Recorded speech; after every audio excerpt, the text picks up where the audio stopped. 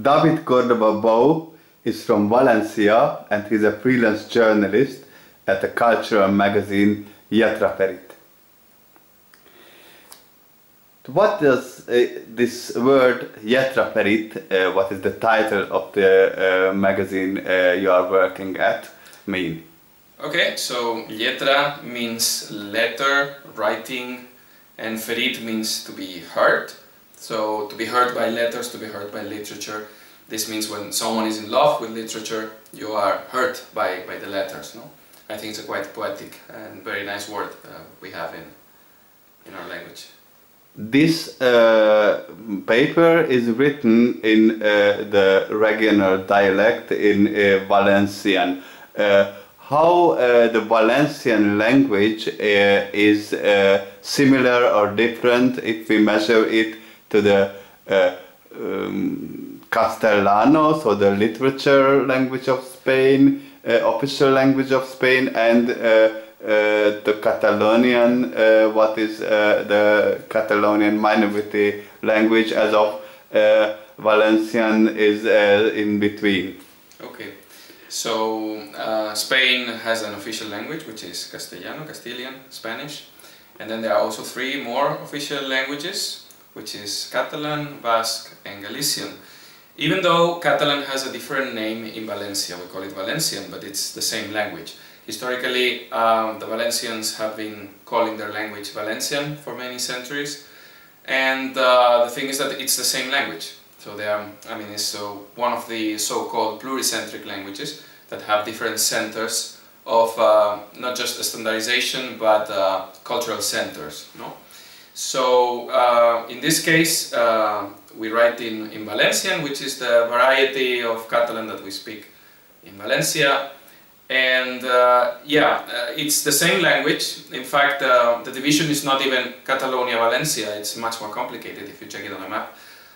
You may see that from Valencia or Alacant, which is the southern part of the Valencian country, up to Andorra, which is the only state where Catalan is an official language, we do speak it the same way.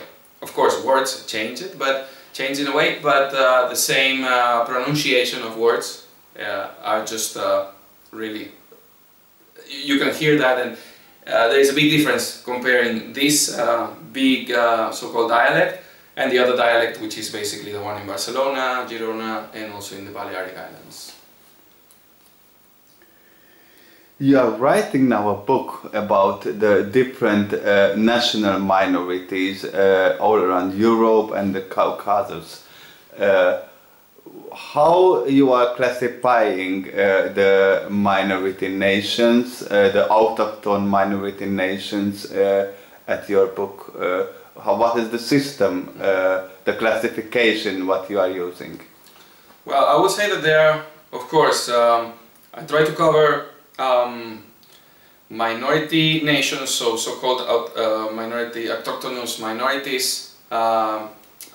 They are also, I mean, the term minority itself is very, not controversial, but complex to define, because everything is included there. You have minorities that have their own state, and usually these minorities are surrounding the kin state, like for instance here we are in Slovakia, but these are villages and cities that predominantly Hungarian is spoken.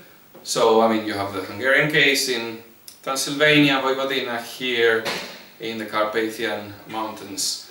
But also you have minorities that do not have a state. So, stateless nations that are also minorities. And like, well, the Bretons, the Sorbs, Kashubians, the Basque. There are many minorities around Europe that do not have a state. I would say that those are the main definitions of the 2 biggest differences between minorities, but of course you also have linguistic minorities like the Romansh. So in the state of Graubünden in Switzerland, they do not consider themselves a national minority as such, but it's more like their language. It's a minority language because it's quite small, it's spread around the mountains. Also, I had the experience to spend 4 months in Sápmi, so in northern Norway, in the capital of the Samis of Norway, in Karasjoka. so they do not consider themselves minority. They are not a national minority, but the indigenous people. There is a difference between indigenous and autochthonous. All of this is covered in the book, and I try to present all of these minorities. I mean, the places I visited were not just randomly chosen, but I kind of expect that all of these places represent in a way what I want to explore and explain, which is that different minorities, complicated cases, many things that are quite similar in terms of struggling or in terms of situations that usually we can, as a minoritized languages, we can live day by day. But again, each case is different, even though many things are quite common. How can you describe the situation of different ethnic minorities in Spain, and how similar or different are the situations of the autochthon linguistic or national minorities there in comparison with those who are moving there from other EU or non-EU countries? For example, lots of Romanian citizens are currently living in Spain, so as I heard that even although the double citizenship is very restricted in Spain, the government is now considering to open it for Romanian citizens to be able to keep the Romanian citizenship when they are taking up the Spanish, and also whether this situation wouldn't be against the EU law, that they would make a difference with only one other EU country allowing the double citizenship of Spain, and one EU country whilst not letting with others. And if it is true, because I also heard that some people were telling that they could take up multiple citizenship with Spain without any problem. So how is this case? Because there are very contradicting information on it. Well, to be honest, I don't know right now what's the situation. It's true that, if I'm not wrong, you can, I mean, in some specific states of the Union, you can buy, let's call it, you can buy a passport, like, I don't know if it's like Malta, for instance, or Ireland. I think with some specific amount of money and to stay, I mean, if you live there for some years, you straight away you become a citizen. I don't know how this is going, because again, each country has its own laws, and it's true that, for instance, in the case of Romania, that it's outside of the Schengen zone. This is again, this is part of the political debate, and right now I don't know how this is going, but it's true that, of course, we must make a difference between the so-called autochthonous communities, nationalities, nations, minorities, and then the migrated society that in the last decades has been growing in numbers in, I would say, almost, I mean, Western Europe for sure, and around Europe at some point. So again, in Spain, the term minority, in fact, is something quite not familiar to Spanish people.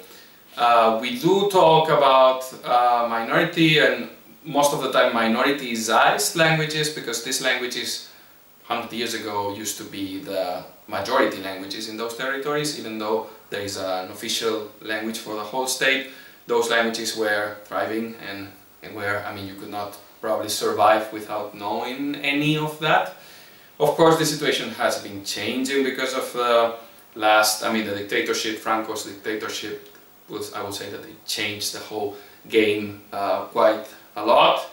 And again, Spain is divided based on the constitution on nationalities and regions.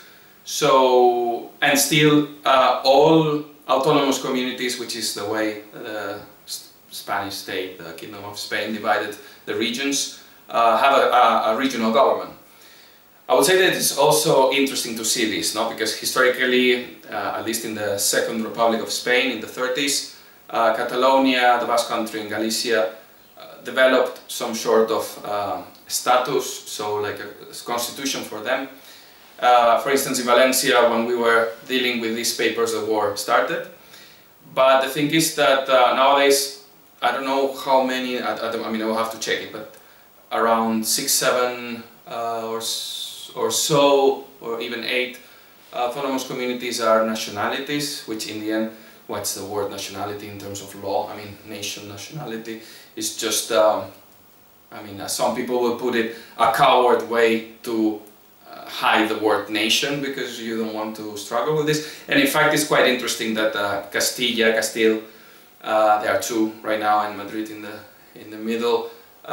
It's considered a region, when in terms of Spanish history, Castile is the strongest nation that was part of Spain. But the thing is that Castile, as there are some writers pointed like many centuries ago, Castile created Spain and Spain devoured Castile.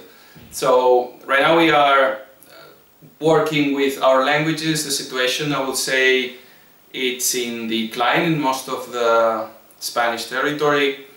Of course, this is also connected with the fact that there have been elections a couple of weeks ago, and the whole political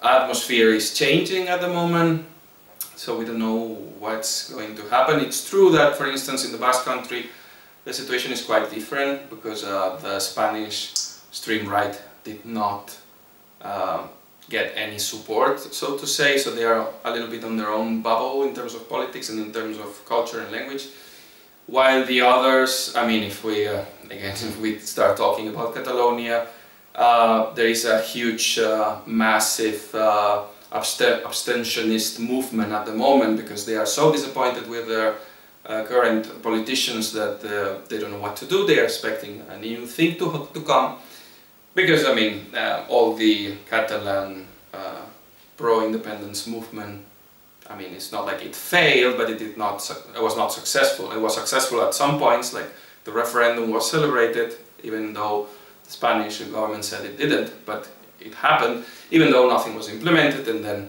the repression and all of this, and so they are waiting for the next step, but they don't know what is that at the moment.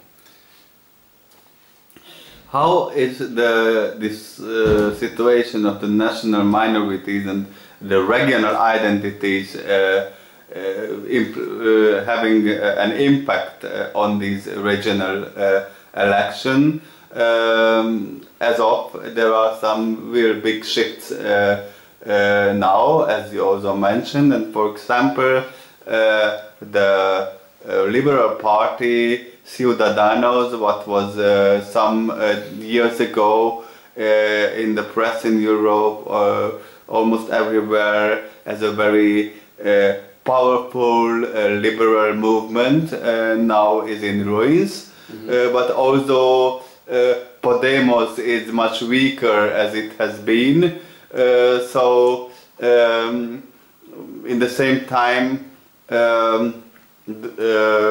Vox as a right populistic party is getting stronger and stronger, and the main leading role of, on one side, the conservatives, and on the other side, social democrats, is still like in the decades before, although people were expecting some years ago that the new parties like Ciudadanos, Podemos and Vox from different points are successfully attacking this dualist system. How is it now in Spain? Okay.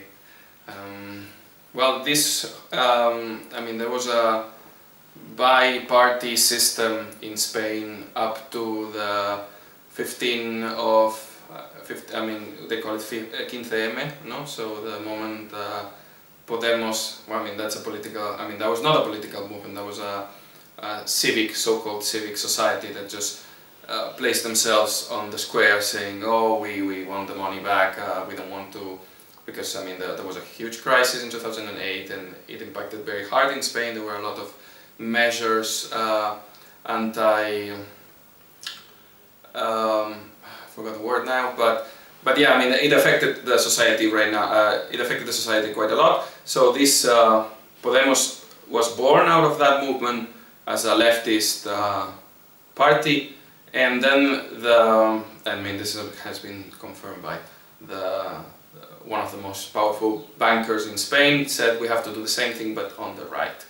So there was this party in Catalonia that was pretty much against Catalanism, so-called over there Ciutadans, and then they just moved this anti-Catalanism as a good example of liberalism in Spain. They implemented, usually, I mean, it was pretty much opportunistic. You have to understand also that liberalism in Spain never worked as such.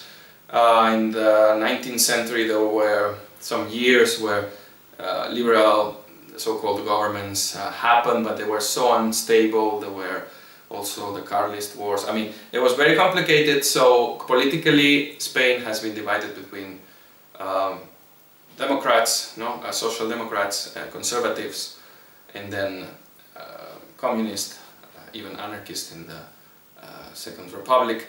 But there was not such a Republican, liberal, let's say, movement.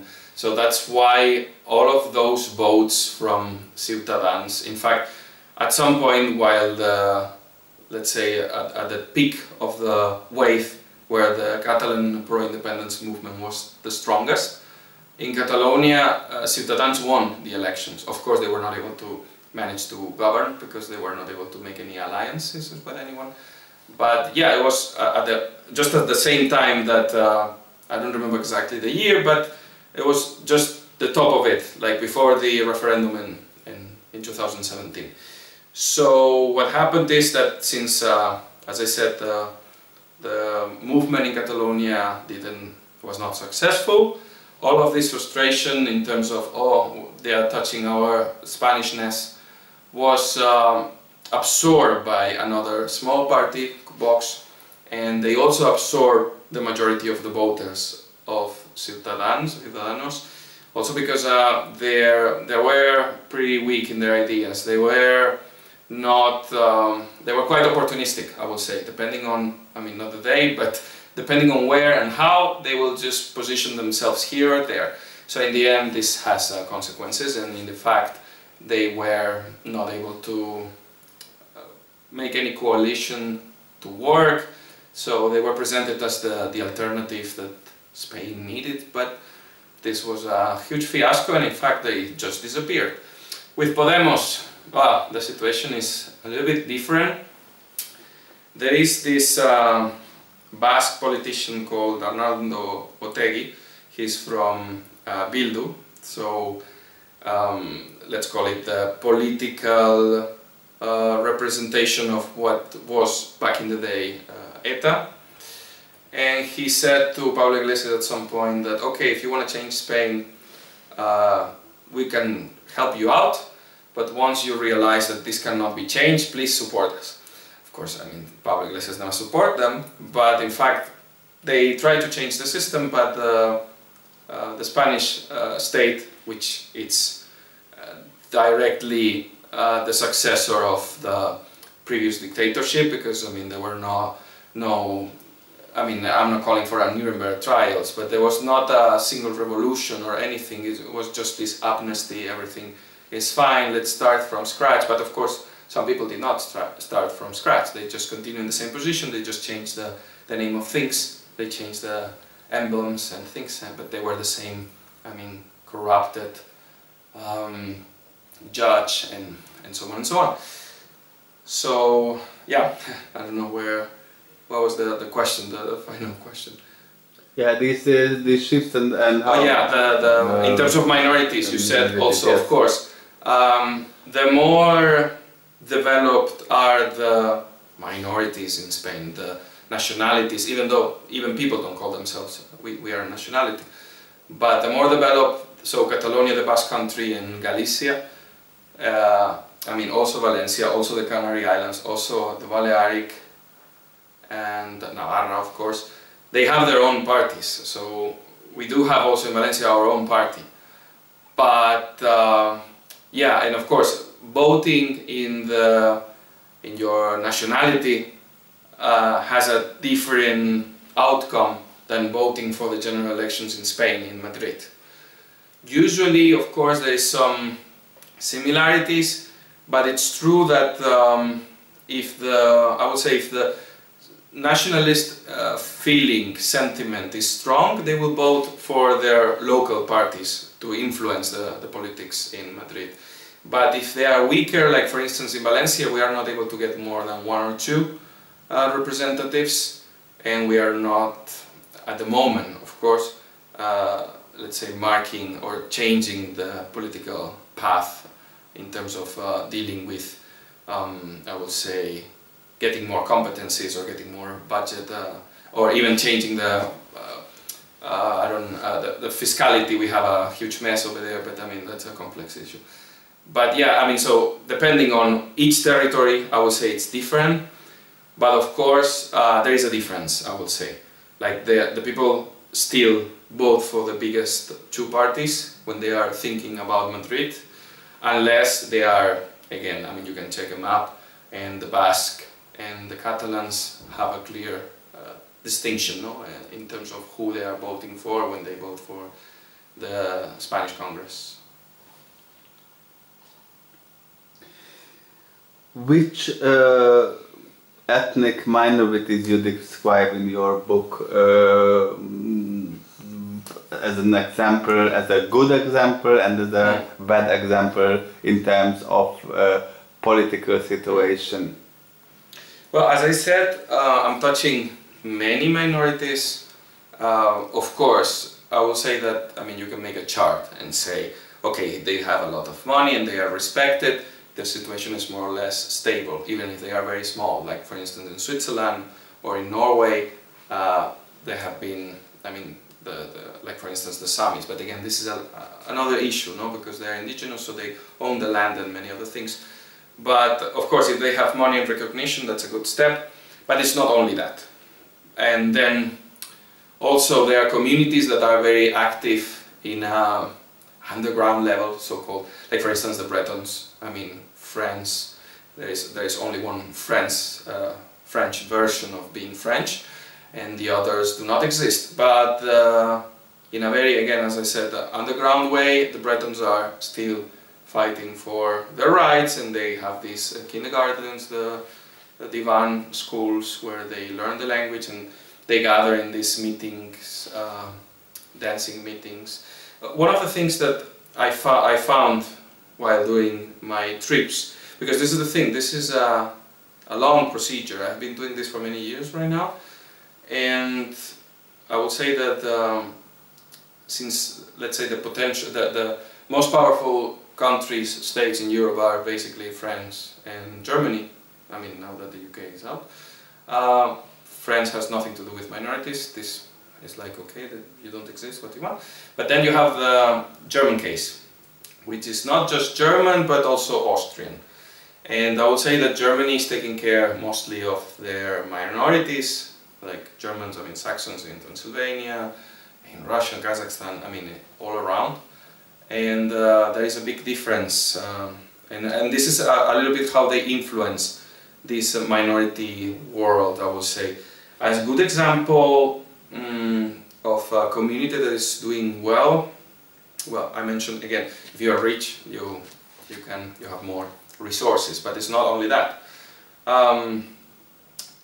For instance, the Russians, if you don't have a recognition as something that you exist, your identity exists, then you are in the lowest level. Like if you don't exist, what do you claim? I mean, what's your language? Your language is the same as mine. What do you want? So of course, the situation all around Europe is quite different. It's also true that in Western Europe, the cases are a little bit different than in Eastern Europe, because when all the Eastern countries joined the EU in the 2000s, they were also required to respect their minorities, which again, I would say that they are historically, the borders around Central Europe have been changing for many centuries, and the situation is different than, for instance, in Portugal, Spain, that the border has been the same for many centuries. But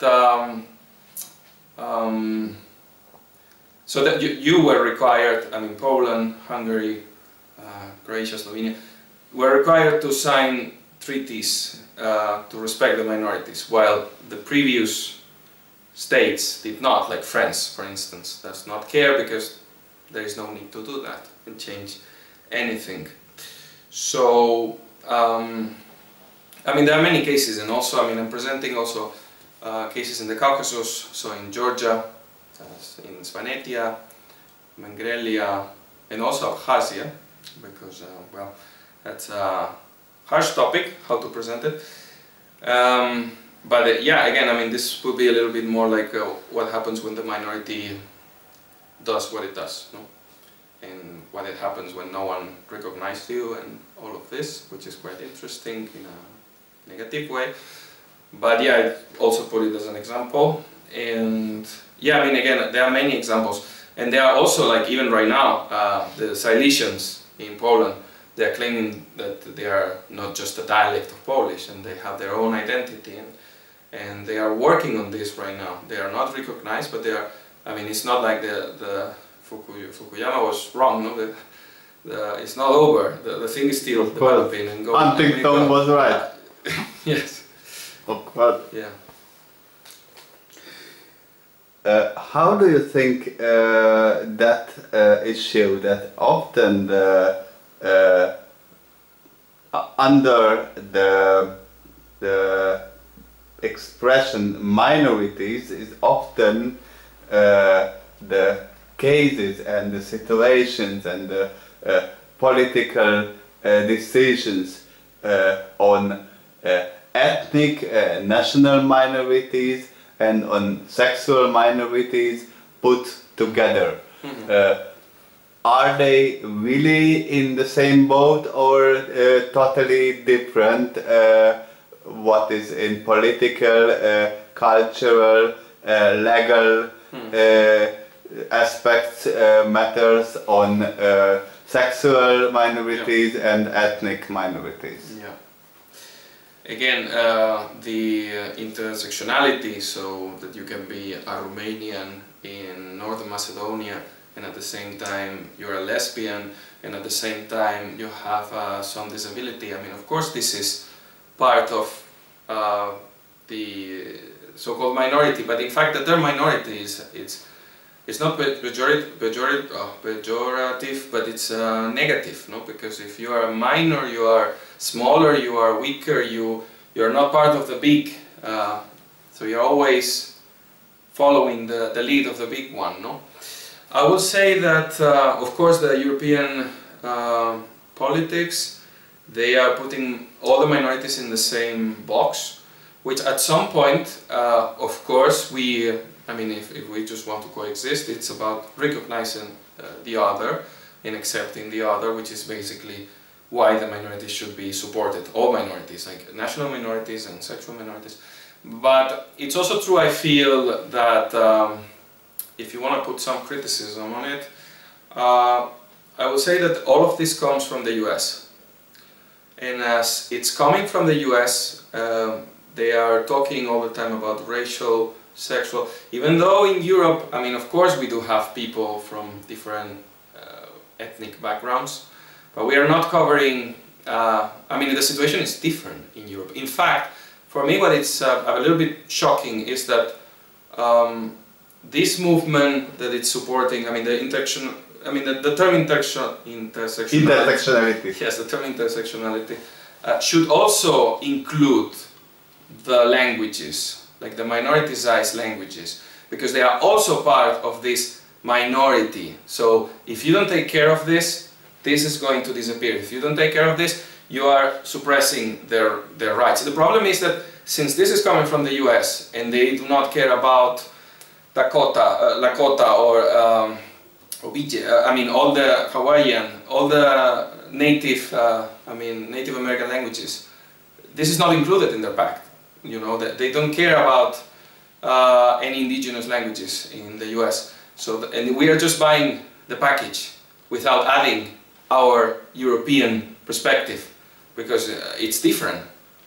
You know, that it is just different, but we did not, and I would like that this changes. I mean, to add, because I think it's important to mention this, that in the way that you can feel yourself in all of the terms of intersectionality, sorry, it's included. No, it's not the same.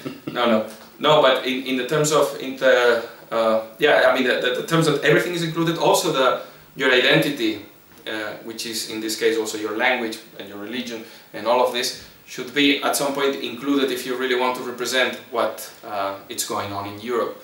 But of course, identities in terms of national identities are very picky, and national states, no? So they are not really into looking any forward, because the main the way that it's sustained, the state can be touched if you start to also recognize the different nationalities that live inside of the state. Even the new communities. I mean, in Scandinavia, you are able to study the language that is from your own family, even if you come from Uganda or you come from Hungary. If you're able to gather enough people, you can study the language in Sweden, in Norway, which again, this looks very democratic, but it also needs to be dealt in the proper way, because it can also be complicated for the state. What are your plans for the future? Well, the thing is, I would like to finish the book, which is, I've been doing this for many years, specifically for 2 years, but before I also did many trips. The thing is that it's not an academic book, it's a journalistic perspective or approach. So for me it's important to go to the place and talk to the people and see by myself what's going on. Not just, of course I also read academic papers to see the statistics, to see. But also, I would say that the perspective from the journalist point of view, it's important to be there, and also can be a little bit more approachable for more people, that it's a little bit more, the narrative is more creative or engaging. And yeah, once I finish it, then we will see what's next. But at the moment, yeah, this is for now what I'm doing. And I would say that the world is going to change probably quick in the next decade. So we will have to be aware what's going to happen. And yeah, let's see what happens.